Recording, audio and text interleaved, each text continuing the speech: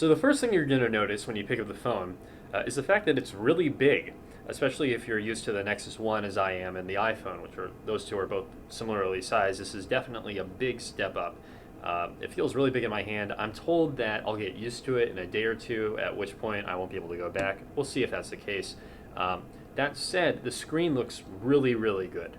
The colors pop, the text is really crisp, and most important, I find that when I'm browsing a web page and reading, I find that the large screen just makes it a much more pleasurable experience. I don't feel like I'm getting an inferior version of the page the way I would when I'm reading on my Nexus 1, for example. Now, the next big change you're going to notice is at the bottom of the phone. Now, older versions of Android had 4 dedicated buttons that were always down here, and you had the search button, the home button, the menu button, and the back button.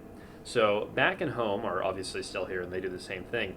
This new button right here is one that was introduced in Honeycomb, and it's a task or an app switcher, which lets you scroll between applications you've recently used, and if there are any you're not going to be using anytime soon, you can click them away. Now, the 2 buttons that are no longer here are search and the dedicated menu button. And to compensate for that, Android's got some differences that have been incorporated into the applications themselves. So you'll notice, for example, when we go to Maps. Now, we'll typically find that there's going to be a search option at the top of the screen or an easily accessible search button that's incorporated in what's called the action bar, which are these menu options that are at the bottom or the top. The bottom line is that things are usually easier to find, and for those options that you don't need to use as frequently, Android has this new symbol. It's 3 vertical dots, which let you dive a little bit deeper. But again, this is going to be a little more apparent than it would have been had it been relegated to a dedicated menu button at the bottom. So there's another really cool feature. It's one of these things that you didn't wish you wanted until you had it. So I've got an incoming phone call right here, and obviously I'm doing something sort of important. So if I flick up, I can access these pre-written text messages. I'll say, I'll call you later. I just sent that person a text message, and I can continue doing this, which is pretty nifty. This is actually one of my favorite features that Android has now. All right, so now I'm going to show off some of the improvements that have been made to voice transcription, which now lets you pause as you're speaking. So watch this. I tap the microphone button.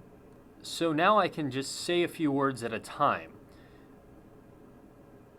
Then I can think about it. Period. All right, so this is the new photo application, which features tap to zoom. So you can tap on the guy who's close, and then see the office backdrop. Perhaps more important is the fact that photos can be taken really quickly. So you just tap on the button, and it's taking a snapshot for every one of those taps with almost no lag. So that's pretty good. And you've got digital zoom.